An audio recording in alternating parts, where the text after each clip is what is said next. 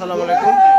এই দেখেন কুকুরি কামড়ে কি অবস্থা করেছে দেখেন, এখন পর্যন্ত রক্ত বন্ধ হয়নি, প্রচুর পরিমাণ ব্লিডিং হচ্ছে। দেখেন দেখেন কি পরিমাণ ব্লিডিং হচ্ছে দেখেন।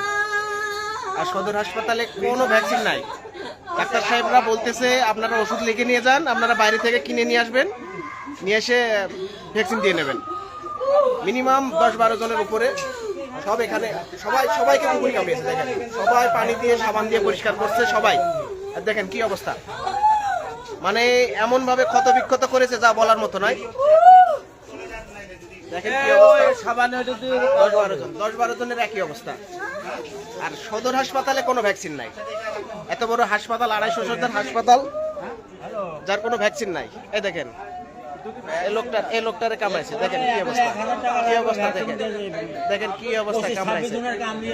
এই দেখেন প্রতিটা লোকে কুকুরি কামড়াইছে, প্রতিটা লোক দেখেন। আর ভ্যাকসিন নাই, বলে ভ্যাকসিন নাই। ডাক্তার সাহেব বলতেছে ভ্যাকসিন নাই, আপনারা বাইরে থেকে কিনে আনবেন, আমরা লিখে দিচ্ছি। ঝিনাইদহ সদর হাসপাতাল, ডিজিটাল সদর হাসপাতাল ঝিনাইদহ, 250 শয্যা ঝিনাইদহ ডিজিটাল সদর হাসপাতাল। এই অবস্থা দেখেন, এই হলো চিকিৎসা ব্যবস্থা। ভাই বলেন কি হচ্ছে? এক্সরে প্রিন্ট না, এক্সরে হবে না। দেখা যাচ্ছে পা ভেঙে গেছে, ব্যান্ডেজ করতে হবে, ব্যান্ডেজ নাই, সাপ্লাই নাই, নিজে কিনে নিয়ে এসে করা লাগছে। এইভাবে তো হতে পারে না, চলবে এভাবে? হাসপাতাল কিভাবে চলবে? ও আচ্ছা, সবই রুগীদের কিনে আনা লাগছে, সবই রুগীদের কিনে আনা লাগছে। তাহলে আমরা সদর হাসপাতালে আসার তো কোনো দরকার হয় না। এক্সরে করবে, এক্সরে প্রিন্ট নাই, তারপরে পা ভেঙে গেছে, পার ব্যান্ডেজ নাই, ব্যান্ডেজ কিনে নিয়ে এসে করা লাগছে। তাহলে এইভাবে তো আর জনগণ চলতে পারে না।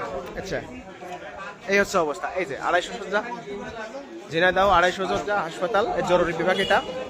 আমরা কিছুক্ষণ আগে ডাক্তারের কাছে গেছিলাম, ডাক্তার আমাদেরকে দেখে ওষুধ লিখে দিয়েছে। দেখেন আশপাশের মানুষ কেউ আসলো না, দেখেন সবাইকে আরে শহরের লোক আপনি বোঝেন না,